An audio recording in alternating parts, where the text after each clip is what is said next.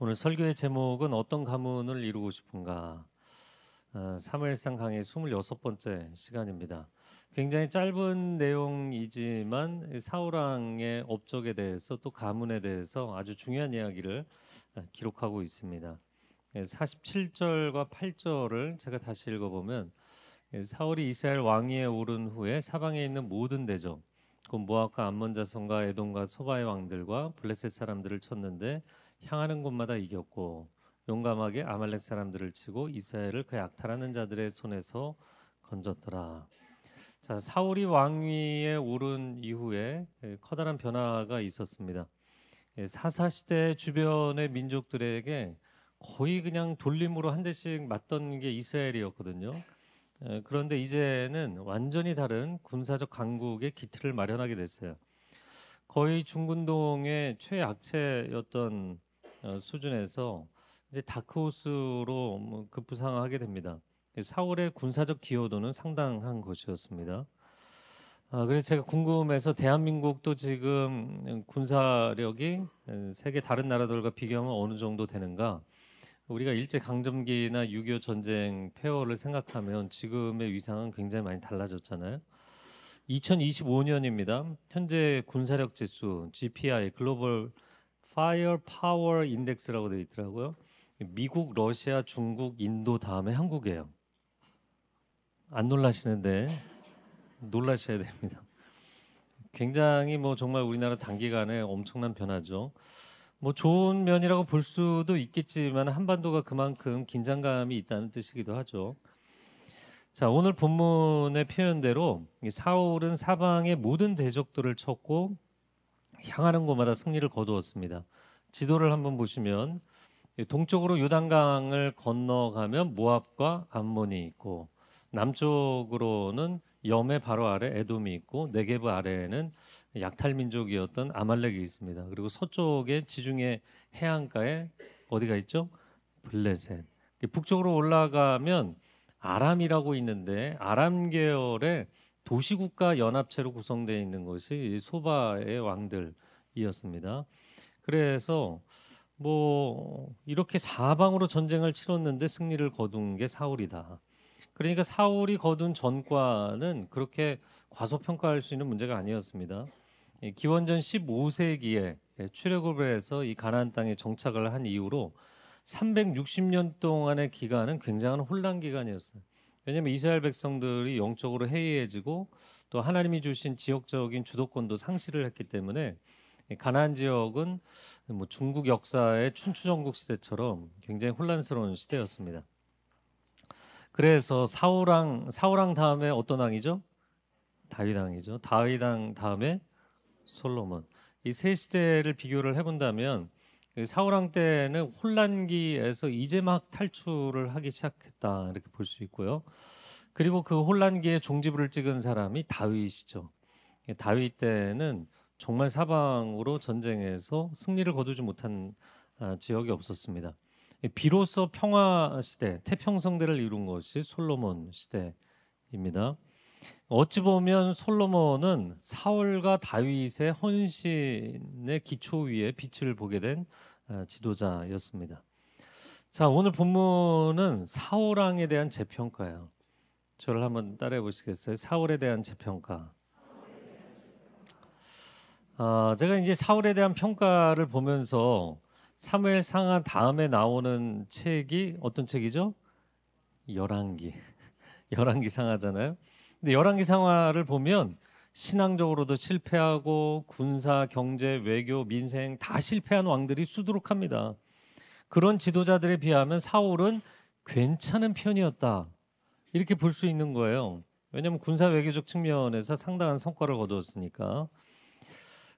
사실 성경 시대뿐만 아니라 오늘날에도 백성들의 고민은 늘상 똑같은 것 같아요. 여러분 지도자를 뽑을 때 어떤 고민을 하세요? 인성을 볼 것인가? 실력을 볼 것인가? 물론 이 두 가지가 다 있다면 너무나 좋겠지만 인성은 좋은데 실력이 부족하다? 그러면 관계는 좀 평안할지 모르지만 국가가 성장 발전을 하기가 어렵잖아요. 그렇다고 해서 실력은 있는데 인성과 도덕성이 무너져 있는 사람, 이 사람은 성장 발전을 이룰 수 있겠지만 더 근본적인 문제를 일으키겠죠. 여러분 사울은 어떤 케이스인가요? 인성과 도덕성과 신앙심이 다 무너진 사람.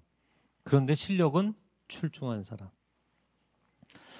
사울 왕에 대해서 오늘 이 성경의 본문이 상당히 긍정적으로 평가를 하고 있다는 점이 좀 놀랍다 이런 생각이 들었어요. 왜냐하면 우리가 성경 전반에서 기억하는 사울에 대한 평가는 그는 실패한 왕, 변질된 왕, 그리고 안 좋은 리더의 대명사 뭐 이런 걸로 주로 우리가 기억을 하잖아요. 그런데 그런 사울도 나름 기여한 부분이 있다고 오늘 성경이 아주 중요하게 객관적 평가를 해준 것입니다. 게다가 심지어 우리가 읽은 48절에는 이스라엘을 약탈자들의 손에서 건져냈다 이런 표현을 썼어요. 근데 이 표현은 성경에 굉장히 자주 등장하는 관용적인 표현이에요. 자, 퀴즈. 제가 갑자기 질문하면 당황하시더라고요. 설교는 혼자 하는 건데 왜 질문을 하냐. 그럼 이스라엘을 약탈자들의 손에서 건져내셨다 이 표현이 압도적으로 많이 나오는 책이 66권 중에 어느 책인가요?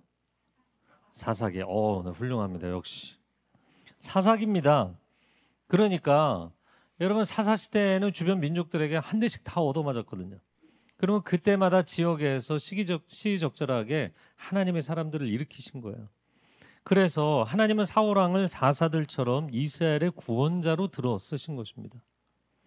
혹자는 사울의 인생을 놓고 아니 그 어차피 버린 카드 아니냐, 왜 버린 카드로 사울을 선택해서 그 인생을 힘들게 하느냐 이렇게 질문하시는 분들이 있어요. 여러분 사울 왕이 버린 카드였나요? 그 사람 버려진 카드가 아니었어요. 하나님이 그를 통해서 놀라운 구원 역사를 이루셨어요.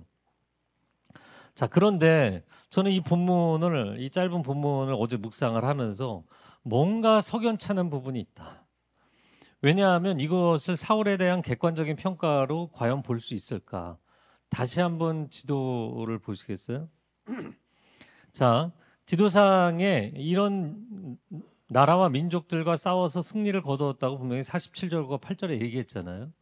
그러면은 성경에 그 내용을 다 기록을 해줬냐는 거죠. 요단 동편에 있는 암몬과의 전쟁은 사무엘상 11장에 기록이 돼 있어요. 그러면 그 암몬 밑에 있는 모압과의 전쟁에서 승리한 기록이 성경에 써 있나요, 안 써 있나요? 안 써 있어요. 네, 여러분 긴장하지 마세요. 자, 아래쪽으로 내려가 보면 아말렉과의 전쟁에 대해서는 이어지는 15장의 기록을 하고 있어요. 그런데 에돔과의 전쟁에서 승리한 기록이 있나요, 없나요?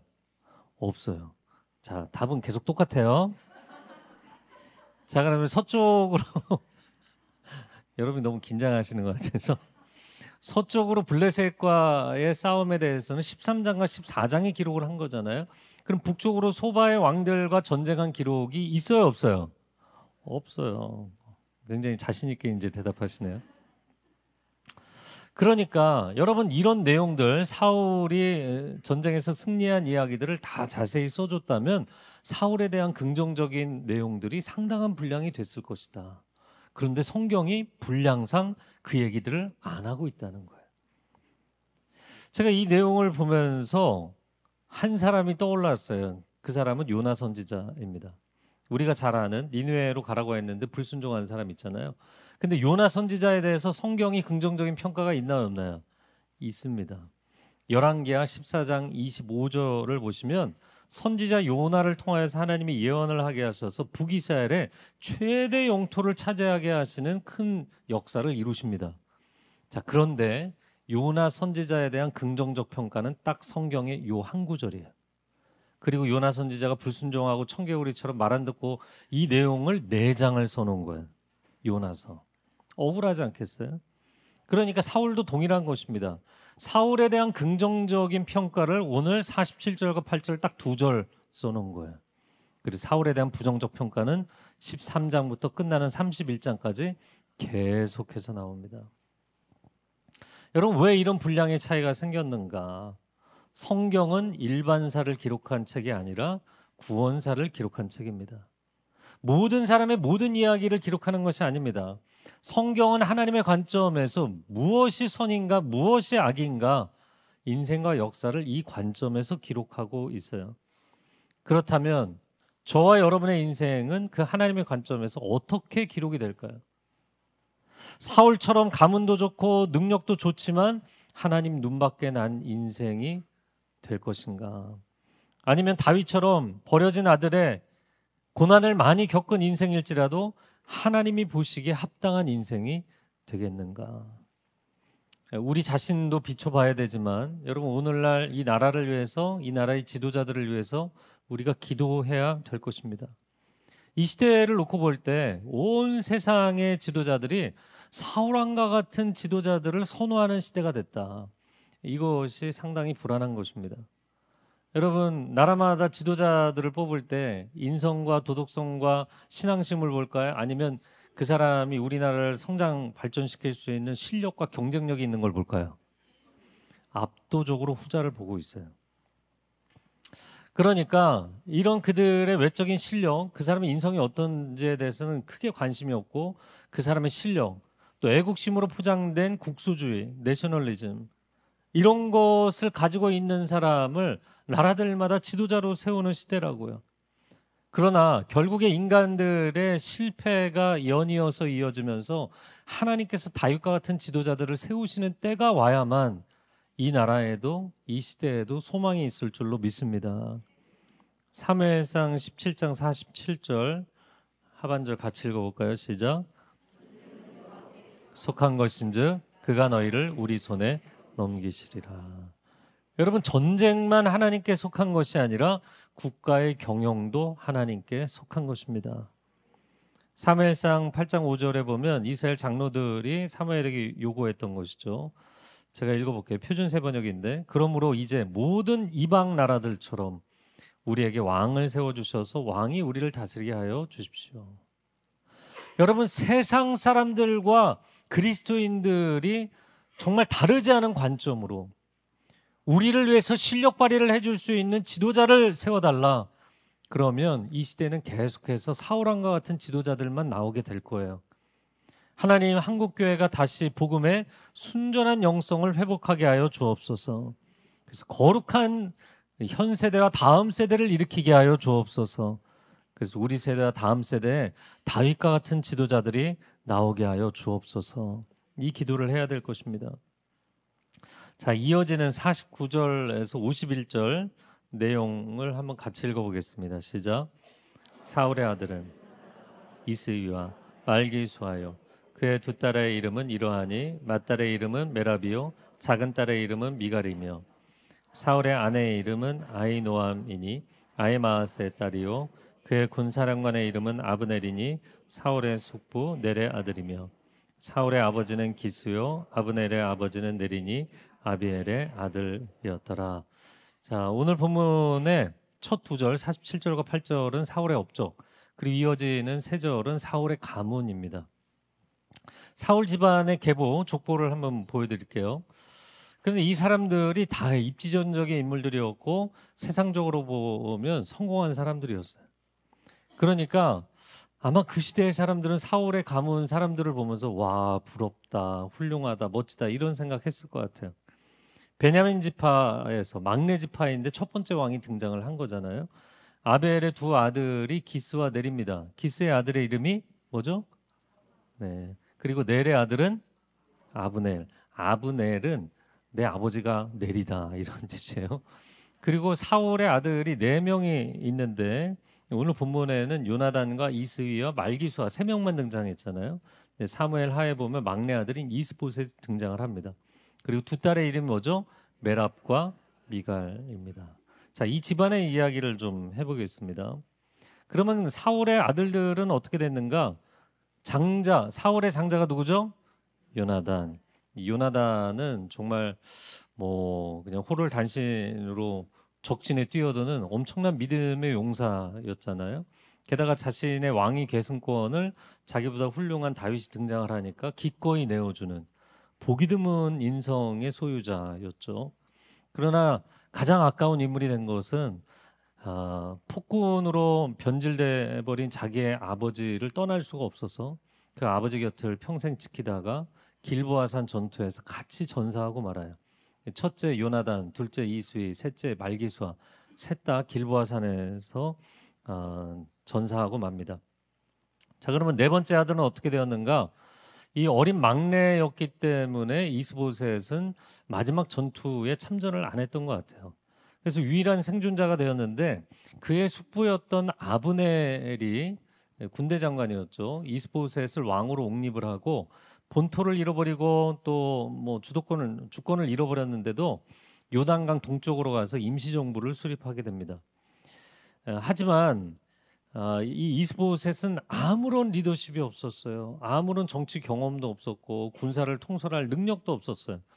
그러다 보니까 결국에는 아브넬에게 배신을 당하고 암살자들에게 죽임을 당하는 비극적인 최후를 맞이하게 됩니다. 여러분, 사울의 네 아들이 다 비참하게 죽었어요. 자, 그러면 사울의 딸들은 어떤가? 여러분, 메랍에 대해서는 잘 모르실 수 있어요.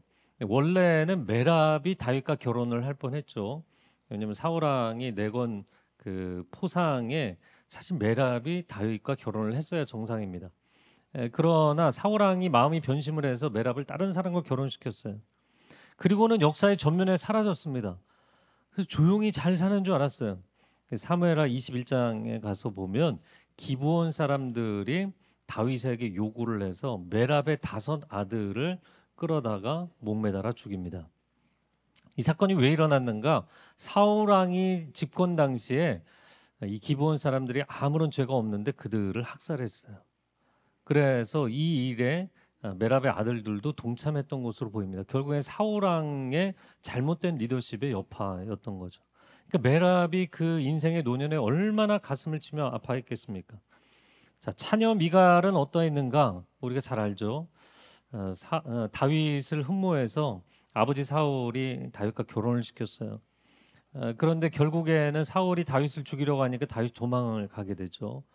그리고 나서 사위에게 허락도 안 받고 상의도 하지 않고 미갈을 또 다른 사람 발데엘에게 결혼을 시킵니다. 재혼을 시켰던 거죠. 그리고는 세월이 17년이 흐릅니다. 다윗이 통합 이스라엘의 왕이 된 이후에 미갈을 되찾습니다.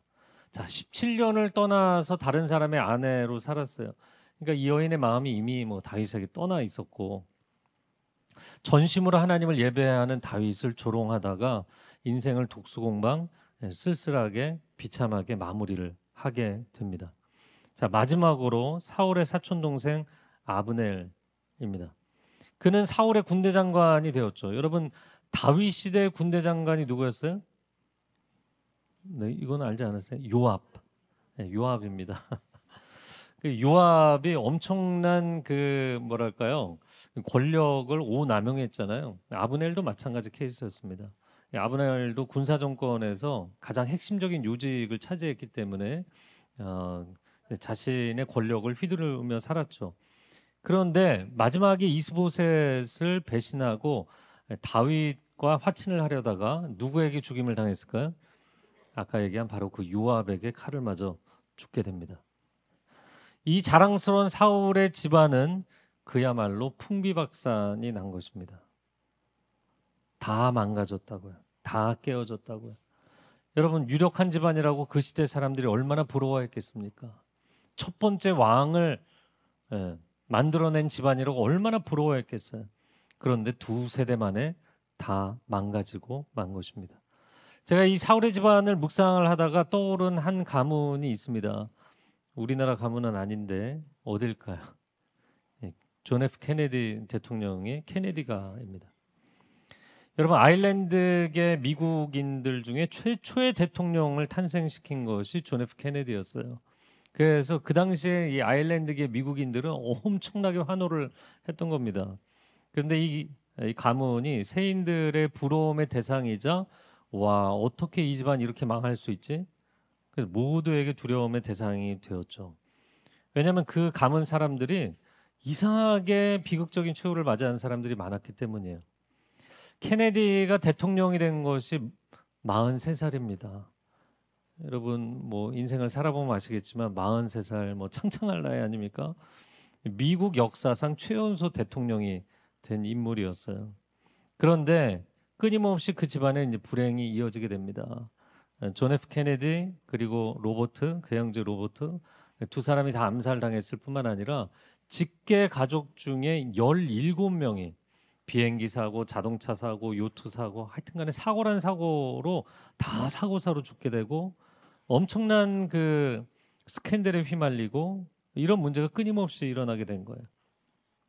그러니까 이 케네디가에 일어나는 불행들은 이거는 우연히 일어나는 악재라기보다는 저주에 가깝지 않냐. 그래서 케네디가의 저주라는 표현이 따라다니게 된 거죠.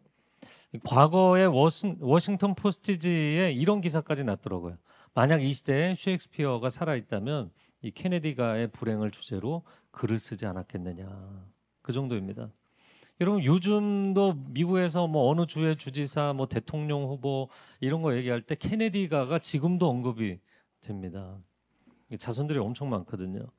케네디 가문은 미 합중국을 움직인 최고의 정치 가문 중에 하나였어요. 하지만 왜 이렇게 몰락이 되었는가? 역사적으로 이제 재조명을 하면서 역사학자들이나 정치인들이나 그리스도인들 가운데 이렇게 얘기하는 사람도 있어요. 존 F 케네디는 미국 공교육에서 기독교 신앙의 색채를 처음으로 배제시킨 장본인이었다. 그래서 미국의 초중고등학교 공립학교에서 주기도문을 하지 못하게 하고 십계명을 얘기하지 못하게 하고 성경을 얘기하지 못하게 하고 계시대에 있는 주기도문과 십계명을 계시물을 다 내리게 한 게 케네디였어요. 그래서 미국에서 1990년대에 컬럼바인 고교 총기 사건이 엄청 크게 났었죠. 그리고 나서는 하이스쿨에서 계속 총기 사고가 났어요. 그 당시에 사람들이 이 얘기를 하게 됩니다. 미국의 공립학교들이 과도하게 세속화된 결과가 아니냐. 우리가 아이들에게 무한한 자유는 이야기하면서 이 아이들이 정말 옥기슬렴이면 어떻게 살아야 되는지, 왜 도덕적으로 살아야 되는지, 뭘 지키며 살아야 되는지 이런 걸 우리가 아이들에게 더 이상 얘기하지 않게 된 결과가 아니냐. 여러분 최근에 미국 남부에서는 공립학교에 주기도문 십계명을 다시 걸기 시작했어요. 이 역사가 우리에게 준 뼈아픈 교훈이 있는 것이죠. 여러분 게다가 뭐 케네디 대통령의 개인사를 아시는 분들도 있겠지만 그뿐만 아니라 그의 자손들이 휘말렸던 스캔들도 도덕성을 상실한 능력자들의 비참한 최후가 얼마나 심각할 수 있는지를 보여주는 것입니다. 제가 오늘 이 가문을 통해서 나누고 싶은 것은 인생은 반드시 도미노 현상을 일으킨다. 역사는 나비 효과를 일으킨다. 제가 나비 효과 처음에 얘기 들었을 때 약간 야 이건 너무 과장된 표현 아니야 이런 생각이 들었어요. 저 남미에서 나비가 한 마리 날개를 치면 뭐 북미에서는 뭐 태풍이 일어난다 이런 거거든요. 그런데 여러분 굉장히 작은 것 같지만 그러나 그 한 가지가 연쇄적인 인과관계를 통해서 엄청난 파장을 일으킬 수 있다는 거예요. 여러분 한 사람의 인생으로 끝나지 않습니다. 내가 오늘 내가 화나는데 짜증나는데 내 인생 힘든데 여러분 일탈하고 싶을 때 일탈하지 않고 옷깃을 여미며 하나님 앞에 살아가시기를 바랍니다. 나 한 사람으로 끝나지 않기 때문이에요.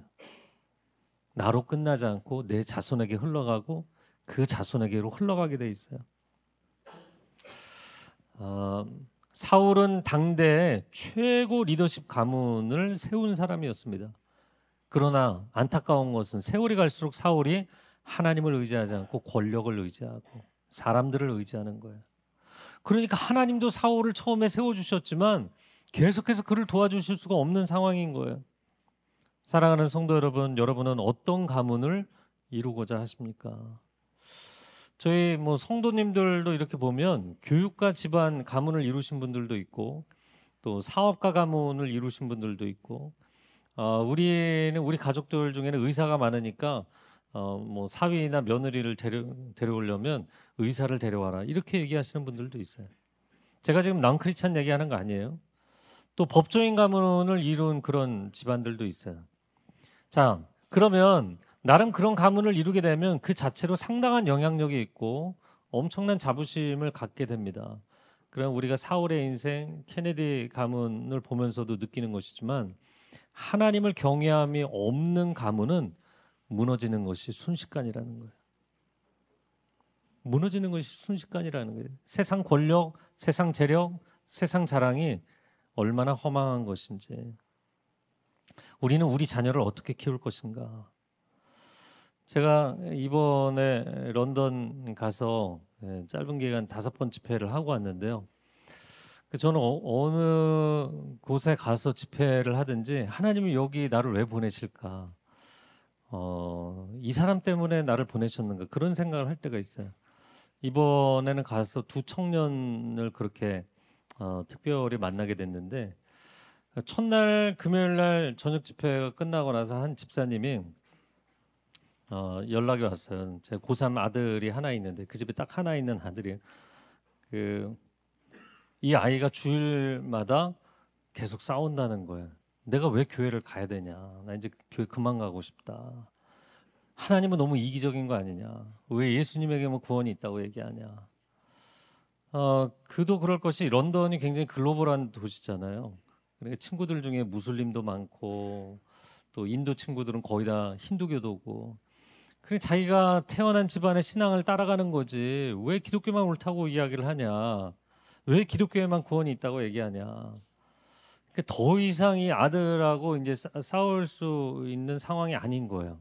이제 아이는 며칠 뒤에 졸업을 하고 이제 대학생이 될 텐데, 그래서 그분이 뭐 기도를 부탁한다고 그렇게 써놨는데 제가 볼 때는 나 이 아이 때문에 온 게 아닐까 그런 생각이 들어서, 뭐 아이가 주일 예배 안 가겠다고 하는데 집회를 오겠어요? 그래도 그냥 미친 척하고 아이의 눈치를 보시고 잘 구슬려 봐서 따라오겠다 그러면 토요일 날 데리고 오시면 끝나고 제가 만나서 얘기하고, 만약에 주일 날 데리고 오시면 그 처음 예배 장소하고 두 번째 예배 장소 이제 이동하는데 1시간 걸리는데 제가 차를 타고 가면서라도 이야기를 좀 하겠습니다. 그런데 아이가 둘째 날 토요일 날 저녁 집회에 나와서 앉아 있더라고요. 제가 금방 알아봤어요. 300명 중에 유일하게. 그래도 따라 나온 게 어디예요? 따라 나와 있는 아이가 너무 훌륭하잖아요.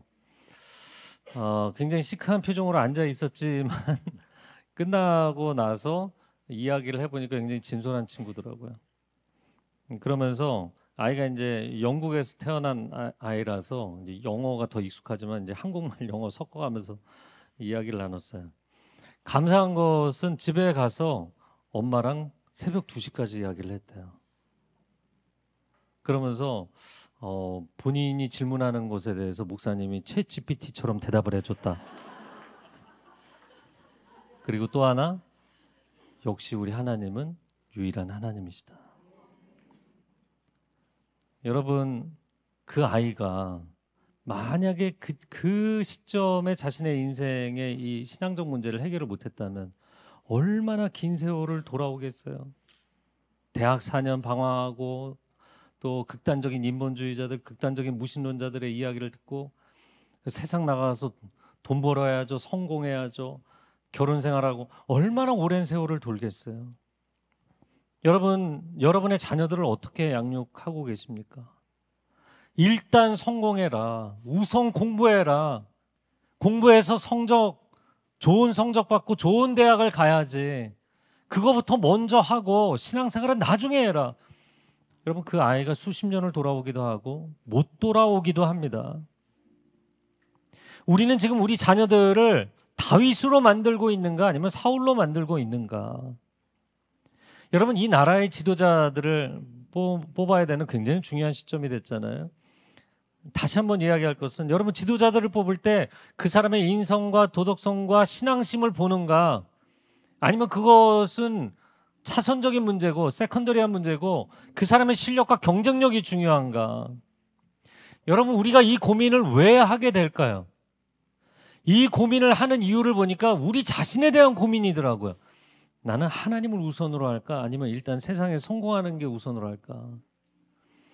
제가 가끔 형제님들에게 가정의 평화를 위해서 나오시는 분들 계시잖아요.